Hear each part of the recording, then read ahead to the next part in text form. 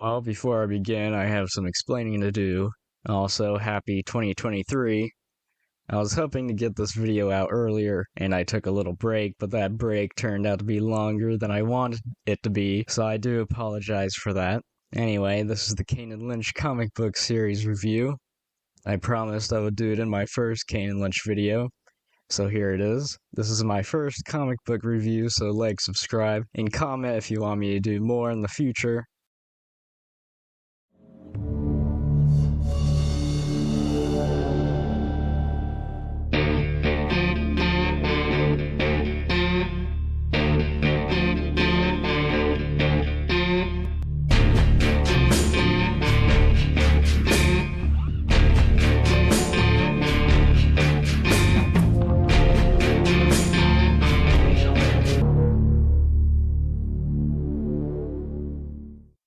First explosive issue. In this very short introduction to the comic books, we begin with Kane and Lynch among dead men in Venezuela. We then quickly rewind to 45 minutes before, where Kane is arguing with his daughter Jenny. It's pretty much the same argument from the games, where she talks about how her life was better when she was fatherless, but this time around she has the point of how her mother was executed right in front of her because of Kane's actions. Oh, and yeah, there seems to be an ad every few pages in these. I'm not really sure if that's normal for comic books, let me know, but it just makes me want to rip them out sometimes, whether the ad be for some obscure TV show or Kane and Lynch 2. Anyway, taking from the context of this conversation, I assume that this takes place between Kane and Lynch 1 and 2, since Kane's wife was shot in the first game, and at the end of that game, Kane and Lynch had saved Jenny in Venezuela. I assume the comics take the ending that I didn't pick in that game as canon, since they're still in Venezuela. Jenny just wants to be as far away from whatever crap her father is doing. There's a knock at the door. It's Lynch, and he wants to know if Kane is up for some R&R. Kane declines and goes back in the room to straighten things with Jenny. As Lynch walks away, a room service lady checks her phone and has a picture of both Kane and Lynch on it. She takes a shotgun out of the pile of sheets.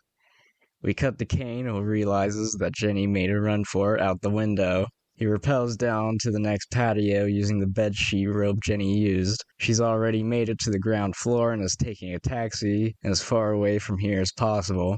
Kane carjacks some guy. Keys. You can't do this. Watch me. Look at that smug look he gives him too. Little does Kane know is that there's a guy ready to crash that car almost immediately. Before anything, he mentions $10 million that he's going to cash in. Lynch blasts the guy with a shotgun. They flee the scene in the guy's car. Kane says they're going to get Jenny back, but Lynch insists that it's useless, since Jenny doesn't have any interest in her father, and that they have a bounty on their heads. Kane explains that the Seven must have a scorched earth bounty on them, and that everybody is going to be going after them. Kane decides that they have to fight before even thinking of Jenny, so they lure some bounty hunters into what looks like an abandoned factory. A fight breaks out and it's kinda graphic. Just look at what Kane did to this guy's head. Once the dust settles, Kane and Lynch are the last men standing and get to fight another day with the bounty still out on them. Right from the beginning of this book, you can tell that the style they chose for the illustrations is much more rough and jagged than a traditional comic book style, and it tries to replicate the more dark and gritty tone that the series was going for. Starting in Book 2, Kane and Lynch are in Cuba now. They're already being chased, but luckily they're driving a 1953 Chevy Bel Air, and not some piece of jabbed crap, direct quote from Lynch, by the way. So they ramp the thing and the bad guy's car doesn't survive. We skip to them taking a fishing boat to get back to the U.S. Neither Kane or Lynch know the guys who own the ship, but are willing to risk anything. Lynch talks Kane into calling one of the Seven's elites to negotiate the bounty, because if the Seven can't get Kane, then they'll come for Jenny. Since Kane is such a sucker for his daughter, he calls the Seven's lawyer, Dr. Elsa Silverman. Lynch wants the phone on speaker, and Kane does so. She says that she wants to see Kane personally, since he turned his back on the Seven years ago, and she also hates Lynch just out of sheer existence and wants him dead. The only offer given is for Kane to kill Lynch and turn himself in. The $10 million would then be given to Jenny. Since the phone was on speaker, the second the other guys on the ship hear about the $10 million, they turn on them. Holding the two at gunpoint, they discuss the contract. They want to kill Lynch, but Kane buys them time by saying that Silverman wants him specifically to kill Lynch, and not them. They abide. Meanwhile, Silverman sends a team to Miami to await the two's arrival.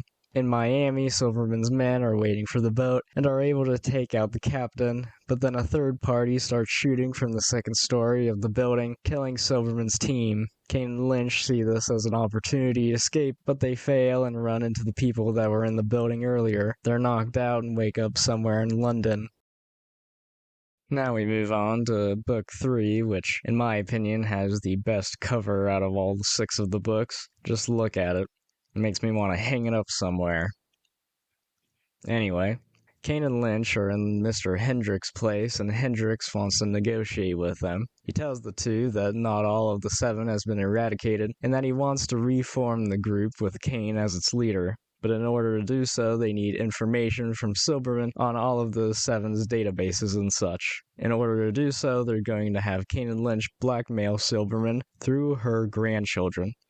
At first, Kane refuses, but Hendricks mentions Jenny, so Kane quickly changes his mind. I have a feeling that this is not the last time this kind of thing happens either. Hendricks leaves them to do their thing. Kane and Lynch head to a bar where Kane recalls Hendricks' past and how he has since gotten plastic surgery and the name change. Apparently, Hendricks previously was Conrad Lemus, a mercenary in Bosnia that fronted as UN medics and then proceeded to butcher the locals for selling off their organs. Just a normal day in Bosnia, if you ask me. Kane doesn't reveal how he knows this information, though. Lynch goes to the bathroom and knocks out a guy on the phone. He wants to cut a deal with Silverman.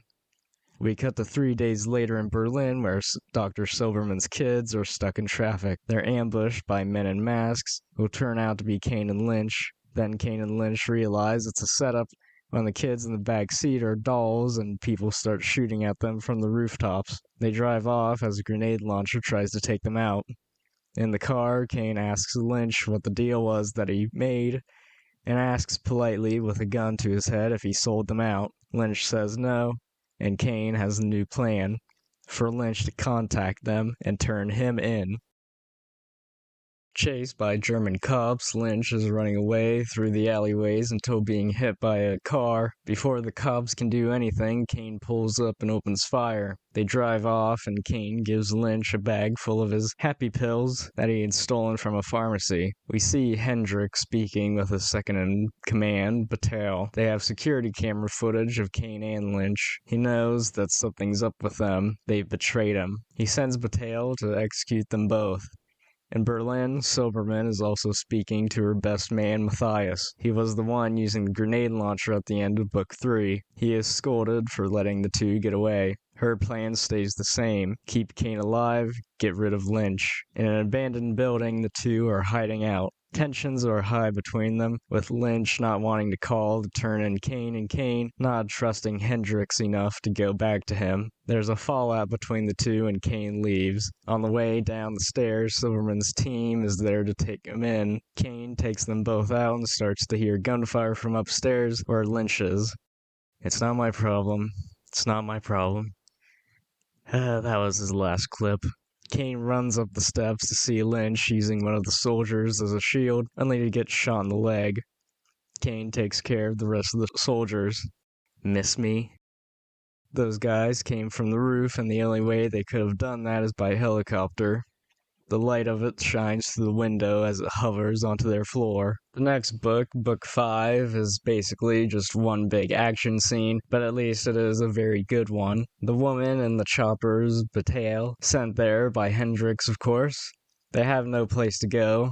The soldiers close in, and Kane has a trick up his sleeve. Thunder Flash, as they call it. They run to go to the lower levels and have to take the elevator shaft down. Going down, Lynch completely bloodies his hands riding the cable down. Once again, tensions between the two come to a point, and Kane has to lay out the facts for Lynch. The fact that they decide to stay together for the time being is more out of survival more than anything. They go outside, and the police have arrived. The two are actually happy about this, since it's better than being torn to bits by the helicopter. But before they're arrested, the helicopter shows up and blasts the cops. Not too soon after, Matthias shows up and returns fire with the grenade launcher. Just as the chopper comes down, Kane shoots him in the leg. They're going to take Matthias to Silberman. In the final book, Kane and Lynch use Matthias as a tool to infiltrate Silberman's building. They first have him call and tell Silberman that the mission was a success and that he's bringing in Kane. They then strap him to a truck filled with explosives to occupy the guards. They make their way to Silberman's office. She fires at them and they tell her to drop it, which she does. She had underestimated the two and asks what they want from her. Kane just wants the bounty off their heads and to be left alone, Jenny included. She complies but asks if her life will be spared. He agrees. Silberman is able to call the bounty off with just a few clicks of her laptop. Like Kane promised, he doesn't kill her, but Lynch has an itchy trigger finger and executes her shortly after. The two fight yet again until they decide to call it quits and go their separate ways. Before leaving, Kane mentions he has some unfinished business. In the last scene in London, we see Kane shoot Hendricks disguised as one of his servants. Where do I pick up my money? Albeit this was a short yet enjoyable series. Once again, I never read comic books before, so I'm not sure if all comic books are that short in the first place. Also, despite being made with association to Square Enix, there aren't many references to the games.